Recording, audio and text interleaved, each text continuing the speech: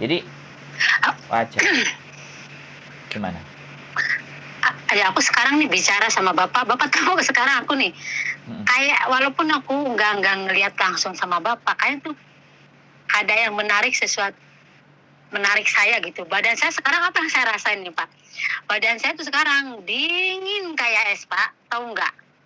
Duh, Tangan sampai pokoknya padahal sekarang nih saya rasain sih ngobrol sama bapak itu badan saya tuh gemeter, dingin sampai kayak orang mati aja nih. waduh. Pucet. Iya, saya nggak tahu seperti itu. Makanya saya tuh kok kenapa ya? Kenapa aku selalu pengen ngomong sama bapak gitu? Kenapa? Ada apa? Aku juga belum tahu kan, ada apa. Tapi aku Menarik. orangnya selalu penasaran. Nah, aku orangnya selalu penasaran kenapa? Aku harus tahu ini kenapa.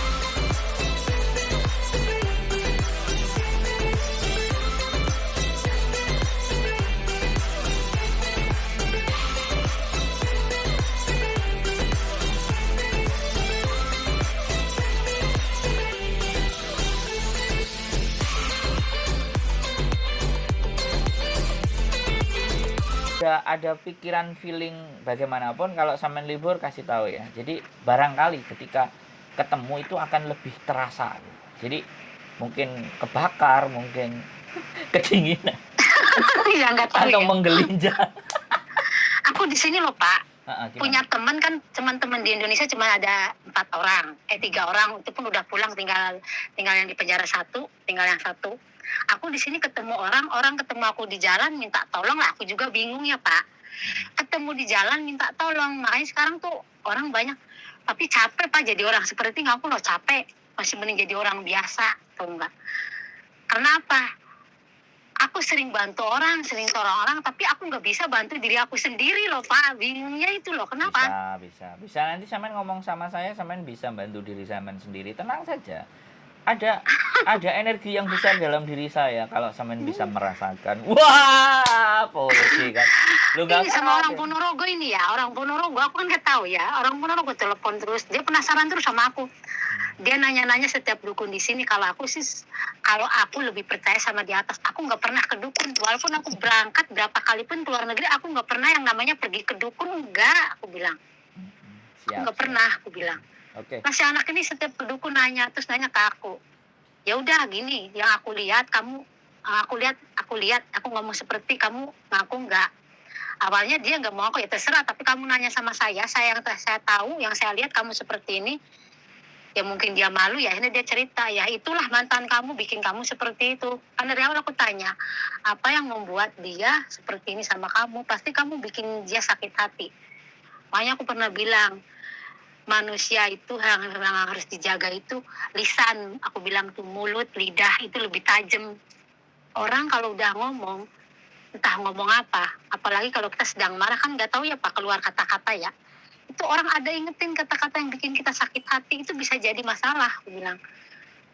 Makanya aku tuh ngomong masih kadang-kadang aku dijaga, kadang-kadang takut nyakitin hati orang, perasaan orang kan, yang namanya orang ngomong kan nggak tahu ya Pak. Betul. Tuh seperti itu. Saya sepakat. Iya. Kalau paham itu tadi saya sepakat. Oke ya, berarti itu ya, nanti kita coba cari, sampean kirim namanya WA. Perbincangan kita akan semakin menarik kalau seandainya nanti sampean bisa libur dan sampean ketemu dengan saya, sampean akan jauh lebih merasakan apalah intinya. Menurut saya sih begitu sih. Karena sekarang aja sampean sudah merasa dingin. Dinginnya ini dingin tersiksa atau memang nggak tahu loh Pak ini. Kayak orang kesetrum, ya Allah, kayak orang kesetrum gitu. Aku dingin banget loh Pak. dingin banget ya. Nggak tahu kenapa. Berarti ada sesuatu yang wow di dalam diri saya sampai merasa kedinginan. Oke, Mbak, menarik sekali ya. Ada hal lain nggak yang ingin sampean sampaikan lagi? Kira-kira? Yang aku sampaikan ya, kasih pesan deh buat teman-teman. Sebaiknya bagaimana sih kita ya buat untuk teman-teman jadi yang manusia? kalau lagi kena masalah ya jangan terlalu dipikirkan, kita lebih banyak berdoa ya, percaya sama yang di atas, jangan percaya sama orang. Kalau kita percaya sama orang sama aja, masih mending kita percaya yang di atas. Serahin masalah apapun, seberat apapun, kita percaya sama yang di atas. Siap. Allah juga kan nggak mungkin menguji umatnya Melebihi seberat batas. ujian Melebihi batas yang kita nggak mampu, melebihi yang kita nggak mampu kan. Siap. Tuh. Aku juga banyak pengalaman yang buruk, yang pahit, yang belum aku ceritakan, tapi aku nggak malu, ini pribadi aku sendiri ya. Tapi aku tuh pengen cerita sama Bapak.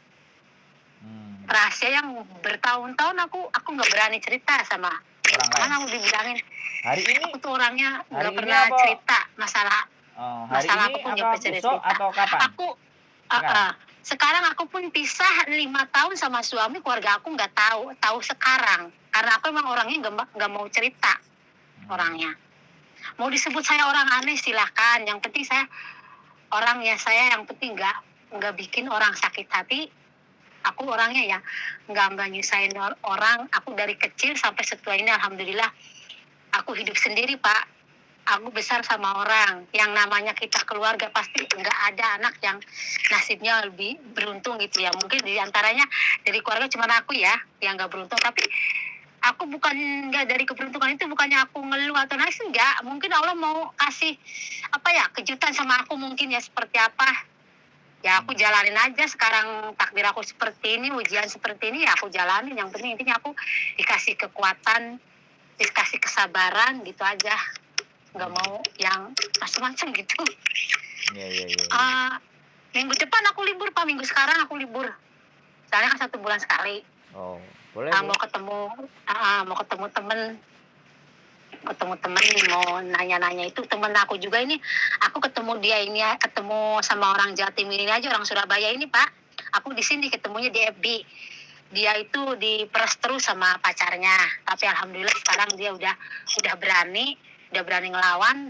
Pacarnya udah nggak neken dia karena aku kasih tahu dia gitu.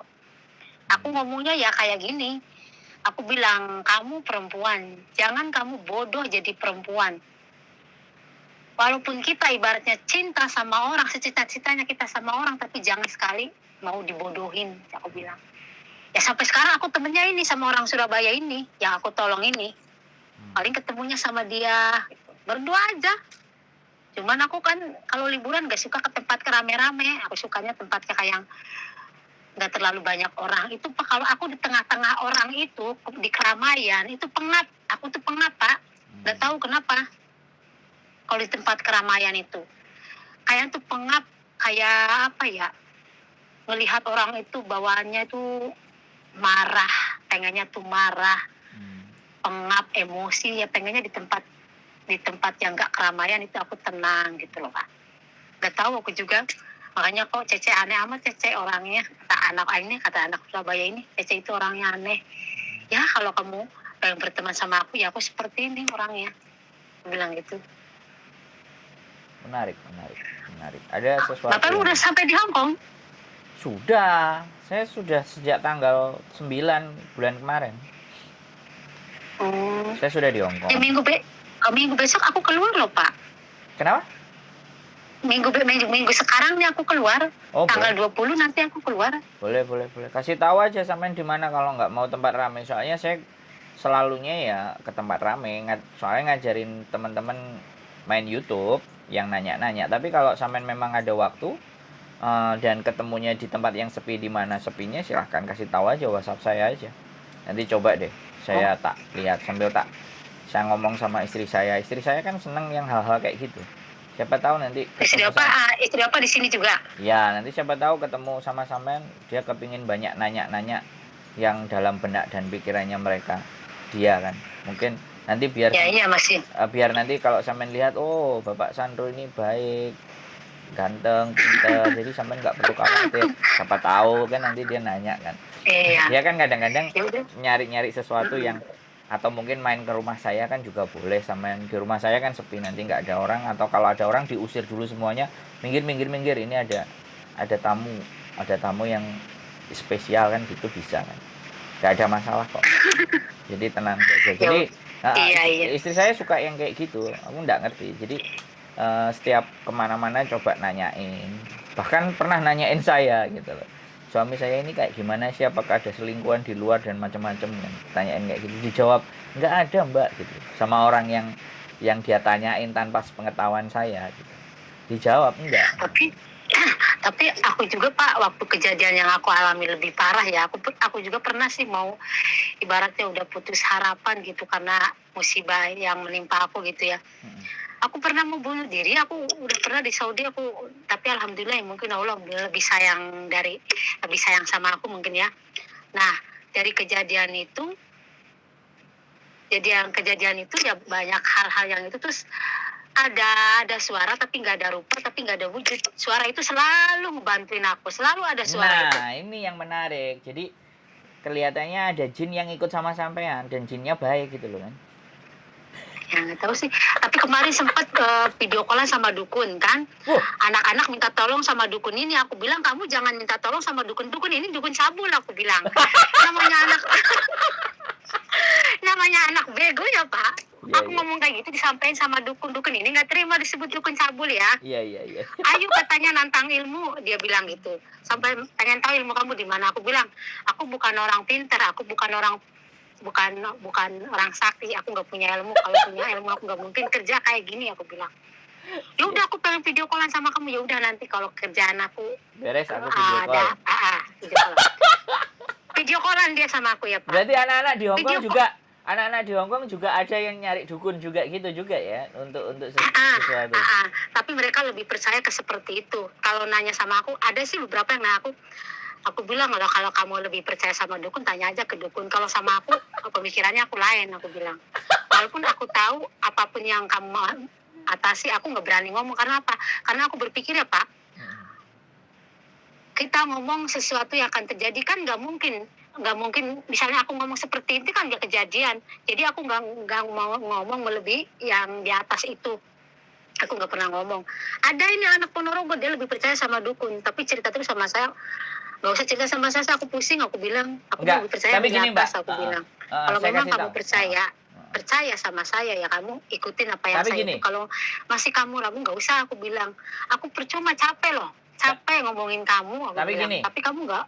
Tapi gini Mbak, kalau sama saya, kalau sampean berbicara tentang sesuatu yang belum terjadi di masa mendatang ya kan, dan sampean sudah melihat itu, kalau saya tidak percaya. Jadi saya analogi, saya telaah dengan daya nalar dan daya pikir saya. Hal itu tuh bisa terjadi nggak? Soalnya kan begini, ajarannya Rasul kita itu kan selalu bilang bahwa sabdanya juga pernah bilang, dan semua sabdanya itu kan terjadi hari ini, yaitu fitnah yang berjamaah. Jadi kalau orang bisa menerjemahkan fitnah berjamaah itu bagaimana? Ya sosial media inilah yang dinamakan fitnah yang berjamaah. Artinya satu orang dengan yang orang lain belum tentu ada kebenarannya, kemudian dinaikin, orang yang lain ikut mempercayai, padahal ini adalah sesuatu yang fitnah. Bisa dipahami nggak? Semen bisa mengerti nggak? Iya. Nah, ada masanya nanti bahwa kalian itu akan memfitnah. Aku kata-katanya, hadisnya tidak terlalu komplit, tapi yang saya pahami adalah memfitnah. Fitnah itu sudah menjadi sebuah bahan gitu loh. Padahal zaman dulu kayak digunain kayak ya sebuah bahan kayak macam lelucon gitu fitnah itu. Ya, kalau zaman dulu fitnah itu kan pastinya dibilang akan jauh lebih kejam dari pembunuhan, karena pemfitnahan itu bisa membunuh orang, bahkan menyengsarakan orang. Tapi zaman sekarang fitnah itu menjadi komoditas gitu loh. Fitnah itu menjadi sesuatu yang sudah bukan sesuatu yang apa ya, Nek? Kalau bilang itu sesuatu yang tabu, sesuatu yang bahkan nggak bagus. Tapi sekarang justru fitnah itu menjadi bahan yang bagus untuk menjadi atau bahkan mencari uang. Kan seperti itu dong. Nah, itu yang dinamakan fitnah berjamaah. Karena adanya sosial media ini, ada fitnah berjamaah, dosa berkepanjangan, dosa-dosa yang nggak ada berhentinya. Gitu loh. Jadi kalau toh pun ya, kalau kemarin khotbah Jumat itu dinyatakan bahwa walaupun kita sudah memohon ampun, ya kan, tapi atas sesuatu yang kita timbulkan dan itu masih berdampak, misalnya kita punya gaya model telanjang atau mencontohkan sesuatu kan. Nah, ketika kita sendiri sudah insaf, tapi yang kita trendingkan itu tadi masih dipakai sama orang dan itu sifatnya mengundang dosa, maka dosa itu juga mengalir ke kita. Makanya itu Ya, itu yang dibicarakan sama Kanjeng Rasul, di mana bahwa kalian ibadah sekusuk apapun, dosa kalian tetap menumpuk. bukannya berkurang itu. Nah, makanya kan Tapi kalau tadi aku bilang, sih orangnya ya. sama tadi kan bilang bahwa lidah, mulut semuanya kan harus dijaga. Makanya Iya, kan emang iya. makanya takaran pahala kita dengan takaran dosa kita ini malah lebih banyak ke takaran dosa kita dibandingkan pahalanya. Makanya Iya, kan, emang iya. makanya Terus yang aku lihat sekarang juga kebanyakan ya kayak perempuan pakai hijab, pakai apa itu, kayak menurut aku hijab itu cuma ituan karena apa? Ya, Kebanyakan itu sekarang kan kalau itu masih mending kayak udah kalau aku nggak ya perlu. aku belum siap harus pakai jilbab Ya, selamanya ditutupi karena aku mikirnya aku belum tentu baik kan di mata Allah, walaupun menurut aku nggak pernah melakukan sesuatu. Ya, itu tapi kalau kan namanya itu Mbak nggak perlu aku sebenarnya. nggak berani. Nggak perlu Tapi dibahas. kalau aku waktunya pengajian ya aku pakai kerudung. Ya. Kalau waktunya keluar seperti ini aku nggak mau munafik harus pakai kerudung, harus Bukan, dijaga enggak. Aku nggak mau. Aku bukan. apa adanya. Sebentar. Aku gitu orangnya. Sebentar. Tidak bermasalah di kerudung atau enggaknya. Itu kajian yang ketika nanti kita bahas akan menimbulkan kontroversi. Makanya sekarang lebih spesifik aja. Ketika Samen melihat saya, ketika Samen ngobrol dengan saya, yang lebih kita bahas nanti ke depannya itu saja gitu loh. Jadi biar kita itu nggak menambah sesuatu dosa atau menambah fitnah-fitnah yang lain. Jadi ketika Samen fokus dan kita ngobrol, berdiskusi misalnya, ada apa, ada sesuatu lah yang Samen lihat, atau saya bilang ada sesuatu kah yang bisa dilihat dari saya, atau mungkin sebaliknya saya bisa belajar dengan apa yang Samen lihat, belajar dengan apa yang Samen rasakan, kan bisa juga gitu. Karena bagi saya belajar itu dari apapun, manapun, dan seperti siapapun. Jadi bukan hanya manusia, kita belajar dari binatang, kita belajar dari lingkungan, kita belajar dari tumbuhan, kita belajar dari lingkungan sekitar. Karena kita diberikan mata, otak, telinga, kaki, tangan kan untuk belajar, untuk melihat. Sebenarnya kan melihat gitu. Iya. Jadi habis itu, dan kalau di agama kita kan bacalah itu kan kita melihat mana yang bisa dilihat. Makanya salah satu apa yang Samen lihat dan itu belum terjadi pun sebenarnya itu pengetahuan. Karena di dunia ini tidak ada sesuatu yang terjadi tanpa adanya tanda-tanda bagi orang yang percaya. Makanya bagi orang yang beriman itu kembali lagi percaya. Padahal tanda-tandanya ini kadang-kadang mereka nggak melihat. Tapi ketika kita punya pengetahuan, kita punya akal, kita punya otak, kita itu bisa ngelihat tanda-tanda itu gitu. Misalnya, contohnya aja gini, yang sederhana. Mau turun hujan, kan mendung, gelap, ada petir yang sedikit-sedikit menyambar, berarti kan mau turun hujan. Berarti kan tanda-tanda. Karena orang yang beruntung adalah orang yang mampu dan bisa melihat tanda-tanda. Kan begitu tuh ceritanya. Aku nggak tahu tepatnya mantan suami aku aja Pak, diem-diem nyari tahu aku. Dia nanya ke dukun-dukun ya. Nah, aku kan dibilangin, aku kan orangnya bukan, aku yang namanya dukun itu udah enggak itulah pokoknya. Dari dulu mau nggak percaya, aku percaya di atas. Dia diem-diem karena dia itu katanya sering ngelihat aku itu aneh. Suami aku aja bilang gitu, aneh. Kadang-kadang bukan diri kamu, kadang-kadang kamu tuh bisa berubah-berubah. Makanya aku juga kan nggak tahu ya. Dia diem-diem nyari tahu aku ke dukun.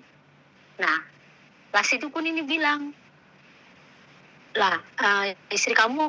istri saya nggak pernah masang apapun, dia nggak percaya yang namanya dukun-dukun. Lah nggak usah, istri kamu itu walaupun seperti apapun, walaupun kamu mau berbuat apapun, dia emang iya.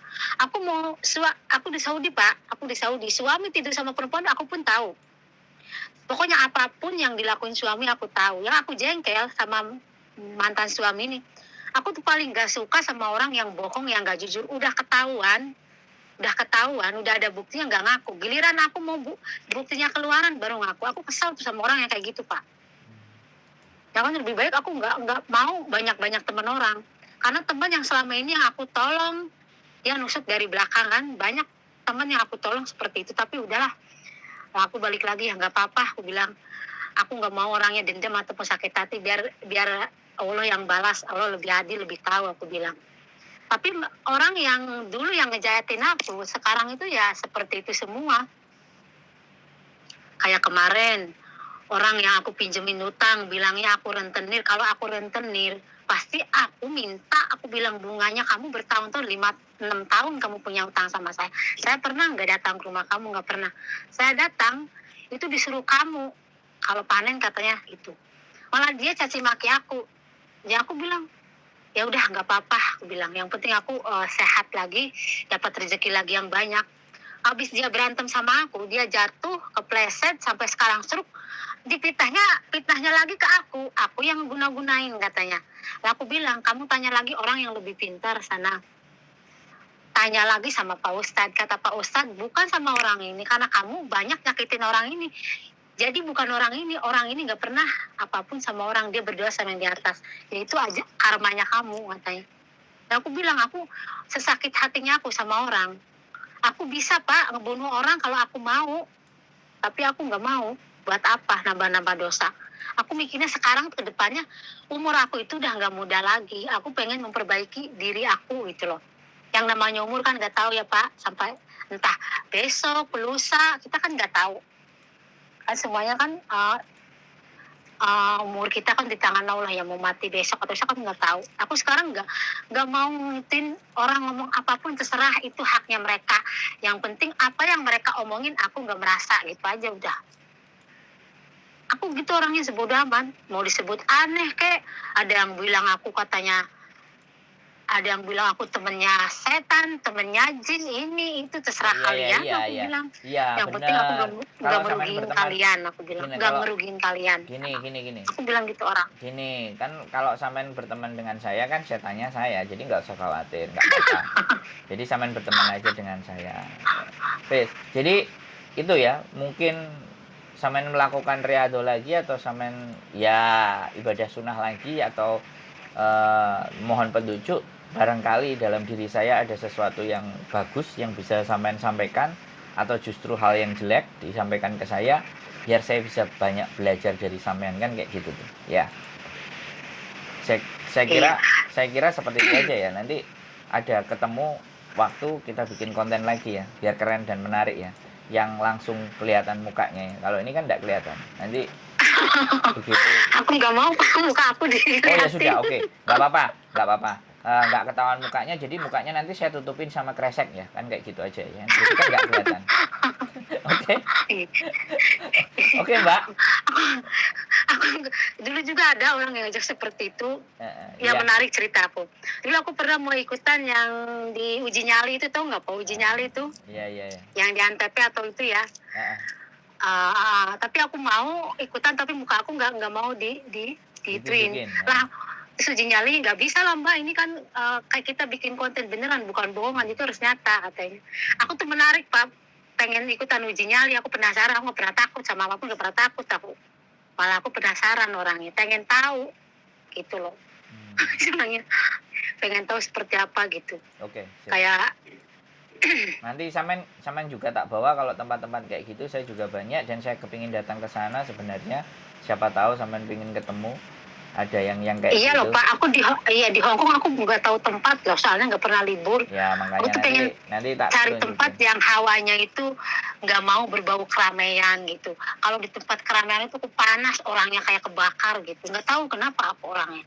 Nggak apa-apa.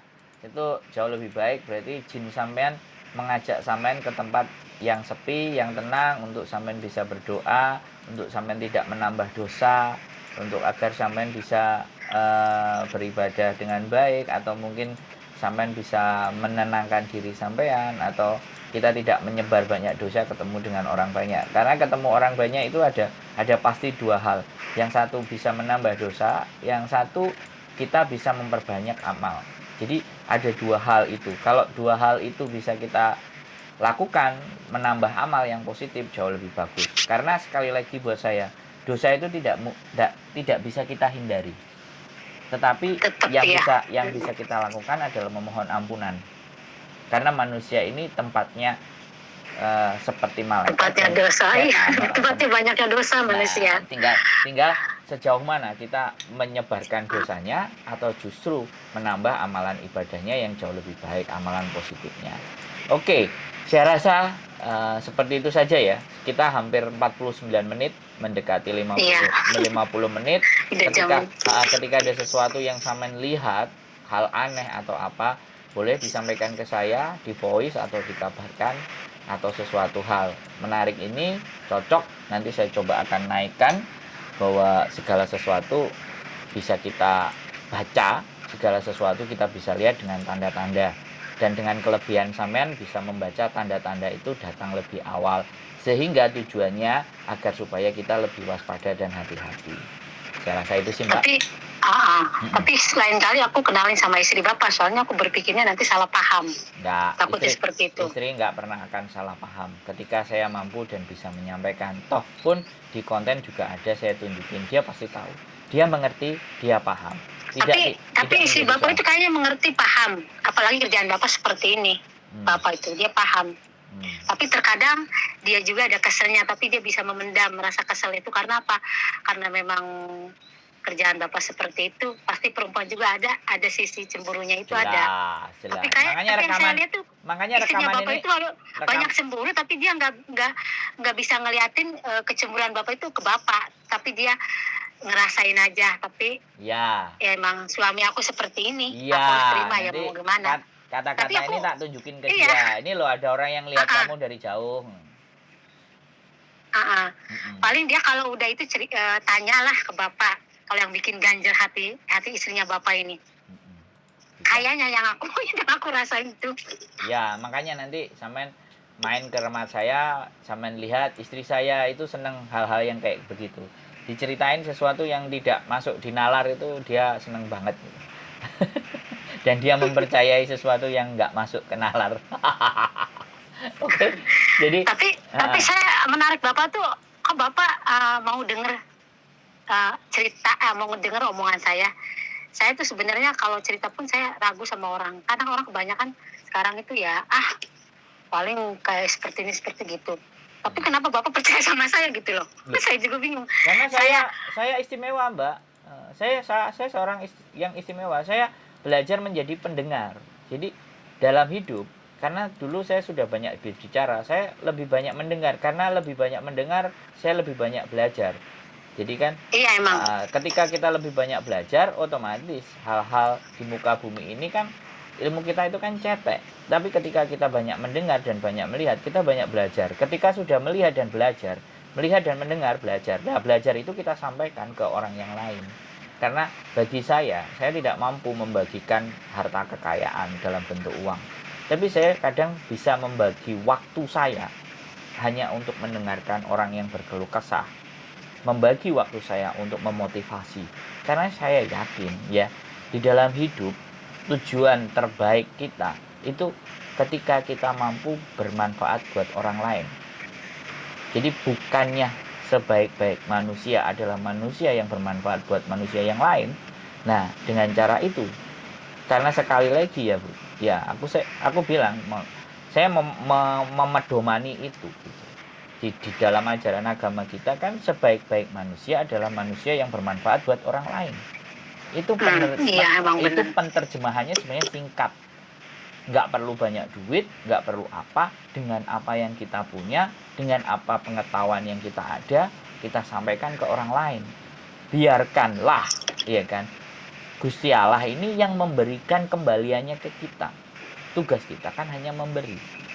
Iya, kalau saya ditanya di dunia ini sesuatu apa yang paling berharga? Kalau saya menjawab bukan uang, bukan kekayaan, bukan harta, tapi waktu. Karena sekali waktu itu lewat kan nggak bisa balik. Tetapi ketika kita merelakan waktu kita untuk mendengarkan orang, kadang orang itu tidak memahami bahwa sebenarnya ketika dia mendengarkan kita ngomong, curhat kita ngomong, itu ada waktu yang disisihkan, ya kan? Dan saya tidak akan pernah memungut apapun, ya kan, kepada teman-teman. Kalau hanya saya mendengar dan memotivasi. Nah, dari situlah kenapa dosa saya banyak. Jadi bagaimana cara mengimbanginya? Ya selain saya ibadah, ya seperti itu, memberikan yang terbaik apa yang saya punya. Kan kayak gitu tuh. Ya kayak iya, saya juga ya berpikir seperti itu. Saya juga banyak dosa, nggak mungkin nggak banyak dosa. Cuman kan lebih baik saya ibaratnya apa yang saya bisa kasih ke orang ibaratnya seperti ini ya saya ituin Nah, gitu. Saya juga udah. pemikirannya ya. Kan memang Kalau gitu loh. Kita nggak usah mencari sesuatu yang nggak kita punya. Yang ada saja yang bisa diberikan. Apa yang bisa diberikan? iya, Ya kan? Toh pun kalau kita bisa berempati, kita bersimpati, kita menghargai orang lain. Masa sih yang memiliki nyawa kita, yang menggerakkan kaki kita ke kiri dan kanan tidak mengarahkan kita ke hal yang jauh lebih baik atau tidak memberikan hal yang baik, saya sangat tidak percaya. Saya sangat percaya ketika hal yang baik yang saya tanamkan, kebaikan itu akan terakumulasi dengan baik. Nah, terakumulasinya dengan baik itu ketika kita ada masalah selalu ada yang nolong, ada problem selalu ada yang nolong. Ini saya sampaikan pelajaran ini sama istri saya. Ketika saya banyak ngasih pemahaman buat teman-teman, ngasih motivasi teman-teman, di saat saya naik mobil kemudian mogok, selalu ada yang bantuin. Dan ini terjadi 2 kali dan saya menyampaikan ke istri saya, ini loh buah dari kebaikan kita. Jadi sekali lagi kamu harus melihat saya tidak punya sesuatu, saya ingin berbagi. Karena saya kembali lagi melihat ibu saya. Ibu saya sering melakukan hal itu. Bahkan di posisi tersempit pun dia masih berusaha membagi kepada orang lain. Posisi terjepit, posisi tersempit. Justru semakin pada saat posisi kita terhimpit, menderita, berbagilah semakin banyak. Karena kita akan dikeluarkan dari posisi yang terhimpit tersebut. Dan itu saya meyakini. Dan tidak semua orang punya cara berpikir seperti itu, Bu. Makanya kalau sampean dalam hati sampean, dalam pikiran sampean, dalam tubuh sampean, kok ngomong sama orang ini jadi lebih adem ya, kok gini? Karena saya punya kekuatan. Bim, salah bim, abrakadabra, breng, kayak gitu tuh Mbak. Ya, oke. Kalau kita omongin ini pasti sampai 1 jam, pasti gak karu-karuan.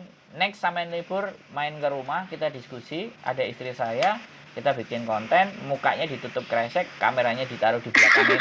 Kameranya ditaruh di belakangnya sampean karena yang kelihatan akan punggung sampean, tidak kelihatan muka sampean. Tetapi ada pelajaran berharga yang bisa kita angkat. Ya, gitu saja Mbak ya. Sehat selalu ya. Makasih loh waktunya. Ya, pokoknya selalu semangat. Nanti coba SMS namanya, coba saya juga cari. Siapa tahu ketemu di sana kan jauh lebih baik. Mantap ya. Iya. Oke. Jangan lupa tonton konten saya terus ya. Konten-konten yang baru, konten-konten yang menginspirasi dan boleh di-share ke teman-teman apabila itu bermanfaat. Sip. Saya akhiri, terima kasih Mbak E. Sehat selalu. Mudah-mudahan ada kesempatan ketemu dan berbagi hal kebaikan. Makasih lupa waktunya. Yes. Lama juga ya. Sip, sehat selalu. Sudah. Yuk, terima kasih. Wassalamualaikum warahmatullahi wabarakatuh. Bye-bye. Waalaikumsalam warahmatullahi wabarakatuh.